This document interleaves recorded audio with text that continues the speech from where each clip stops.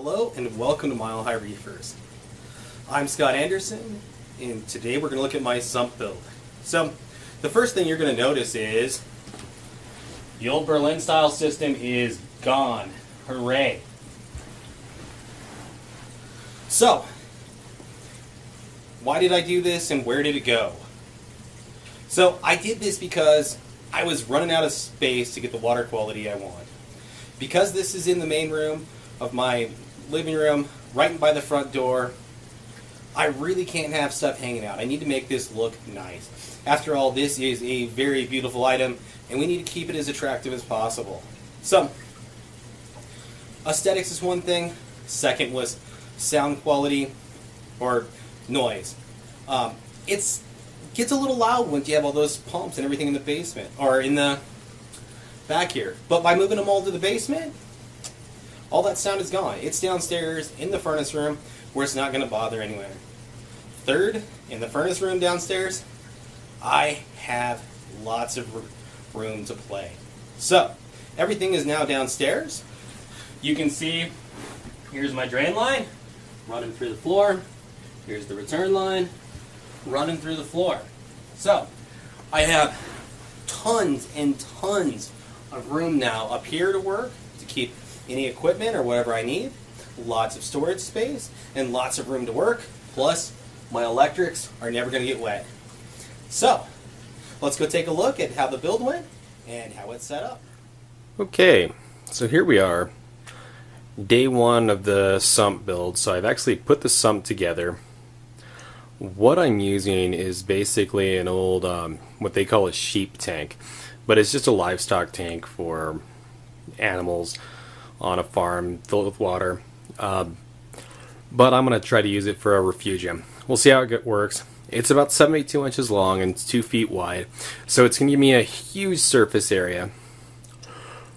And it's going to end up being about 45 gallons of water, roughly. I didn't figure out all the dimensions, but it's going to be roughly 45 gallons of water I have in here. And that should leave me another 35-40 gallons for flow back. So we'll see how it all works out. I think it should be more than plenty. I went with a pretty low number because eventually that's going to be a frag tank, that's going to be a frag tank, and I need enough water for the big 90 upstairs to flow back into.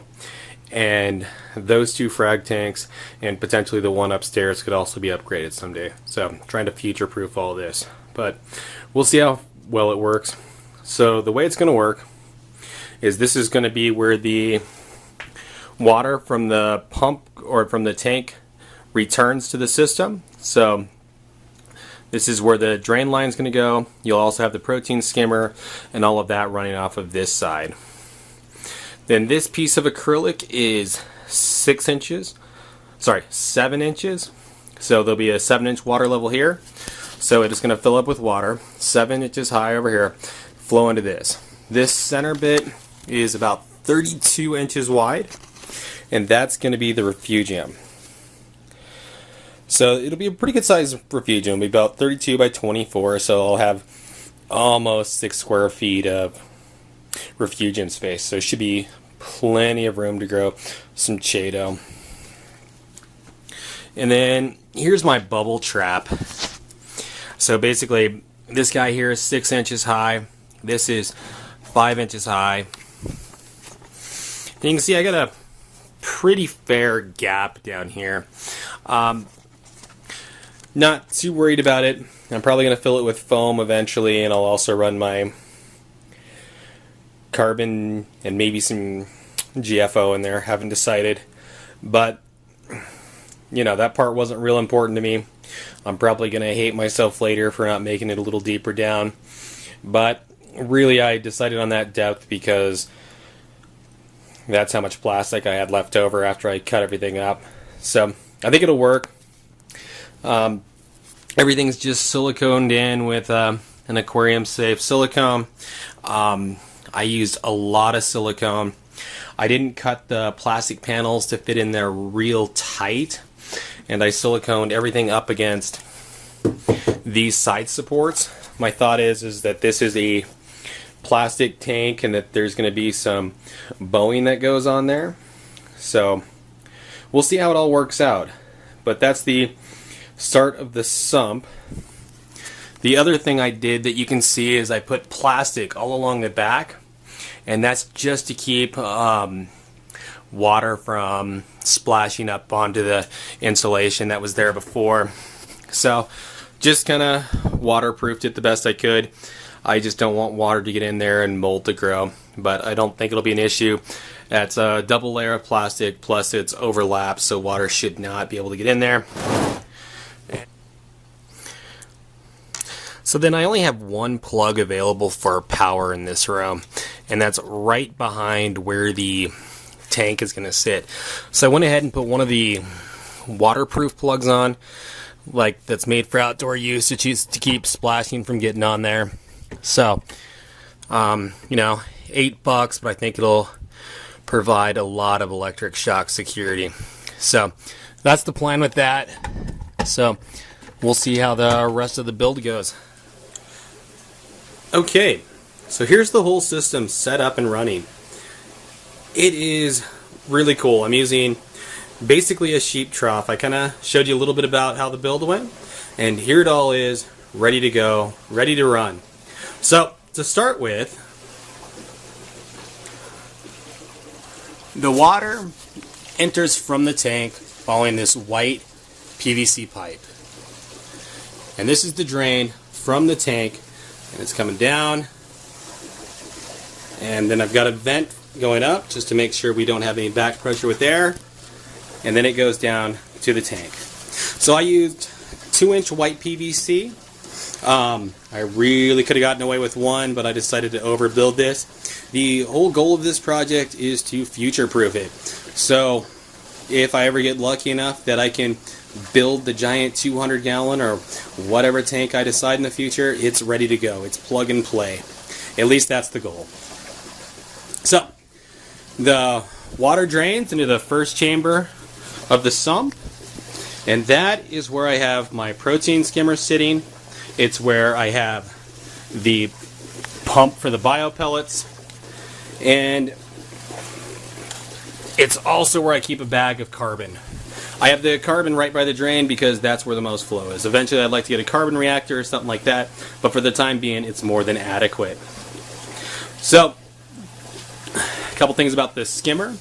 I'm still running the same AquaSea EV180, but I am running it off of the main pump for the return.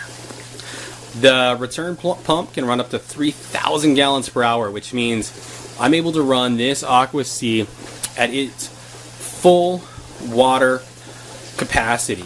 It means I have the best skim I have ever had out of this thing.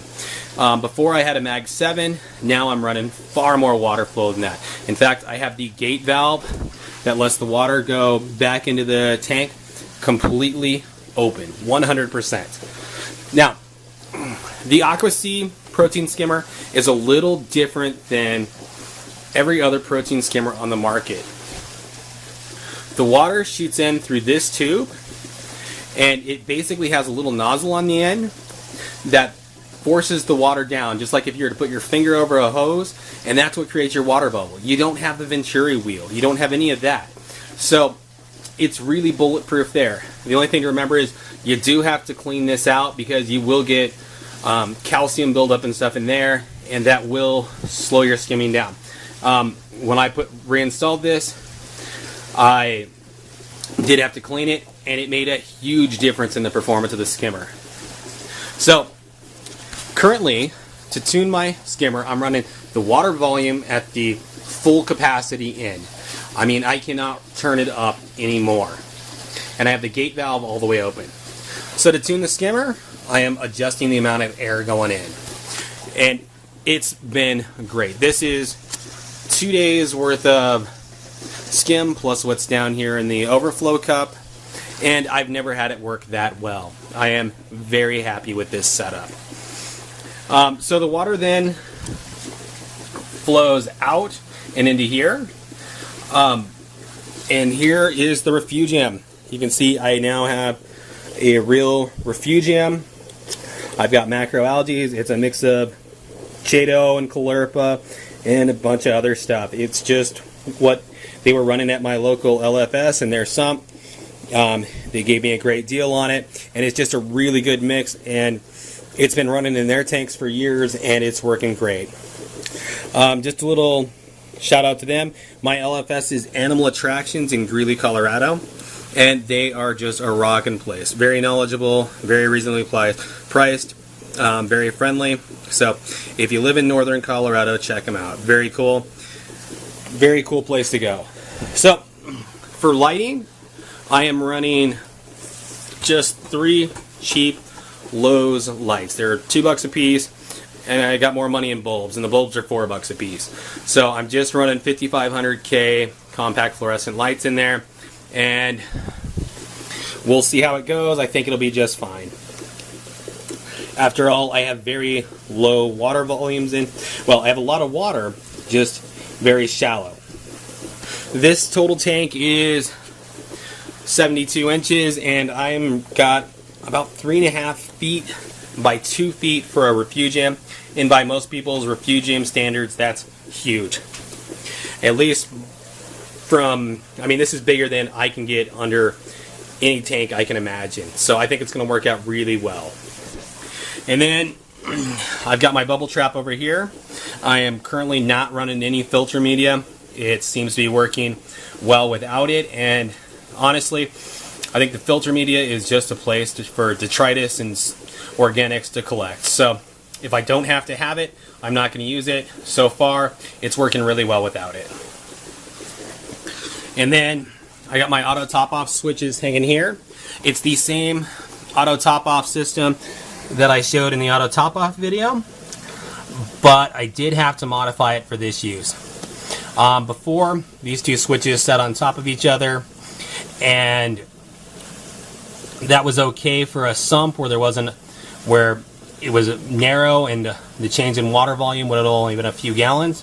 Well, here that was going to be a big deal. So, and I also didn't have enough length because the sump was so shallow. So I cut a piece of acrylic, put it behind it, and then mounted the 2 switches next to each other. I still have a little ways to go with the auto top off. I still need to run them hose to the storage container for the RO water, but it's all going to work. It's tested. It's just getting a couple hours to work on it. So this is the last stage of the sump. This is where the water level will actually fluctuate. It's just slightly lower in water level than the other side, and it gets me where I want to be. And then over here is my bulkhead for the water to go to my pump. So I'm running an 1.25 inch bulkhead because that's what the pump takes. So you can see that the pipe runs out here. My big mistake that I made was that I did not put a valve in here. Eventually I will take it apart and do that, but it is impossible to service this pump without draining this whole side of the Refugium. So big mistake. I'll fix it in the future, but for now I'm not going to touch it until the pump needs serviced. May come to bite me, but we'll see. So for a pump, I'm running the Reflow Blowhole 2700. Relatively new pump, but a very, very cool pump. This pump was about $230 on Dr. Foster's and Smith, and so far I'm loving it. Extremely quiet, very low electricity usage, and it has stainless steel fittings on it. It's supposed to be saltwater safe. We will see how that claim works. I had stainless steel countertops on my old house, and one of my 29-gallon was on it. The salt fell off and pitted it pretty bad. So we'll see how it holds up. They claim it's saltwater safe. I know there are strains of stainless that holds up better than others. So we'll see how it goes. But the coolest thing about this pump is on the back, I don't know if you can see it, right back here, there's a switch that gives you 3 positions to select from.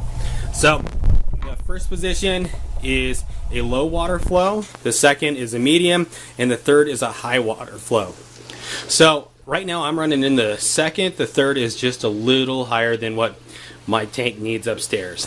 But again, we're future proofed, right? If I decide to get a big tank, I've got the flow to run it. And right now, I can run my protein skimmer. I've got more than adequate flow going to the tank, so I'm not having any issues with that. The one downside to this pump that I'm seeing is that in the lowest position, it will not restart on its own. So if the power goes out, it's not coming back on. So I would recommend this pump knowing that you've got to run it in the second or third position.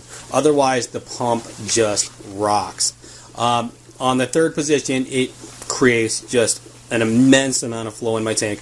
Like I said, 3,000 gallons per hour going to 90. The other great thing about it is it's got 30 feet of head pressure. So I'm running about 14 feet up to the top of my tank, so we are more than adequate.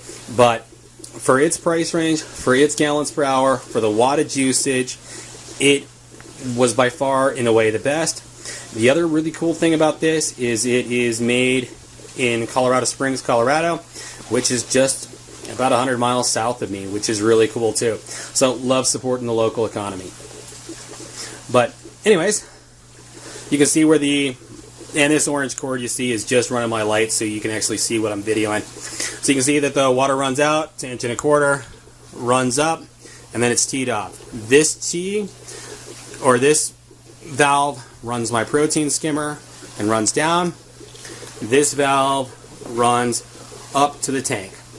I went ahead and used ball valves. They don't quite give you the adjustment that a gate valve will, but it's given me what I need, as I have other adjustments on the skimmer, and really for the return I'm just going to be able to turn it on and off. I also installed another ball valve at the tank itself, so I can turn it off upstairs if need be. So a nice little feature. If I have to service the tank, I can also turn the water off here to keep or upstairs to keep a lot of the water from flowing back into the system, which is pretty beneficial when you're working on your tank.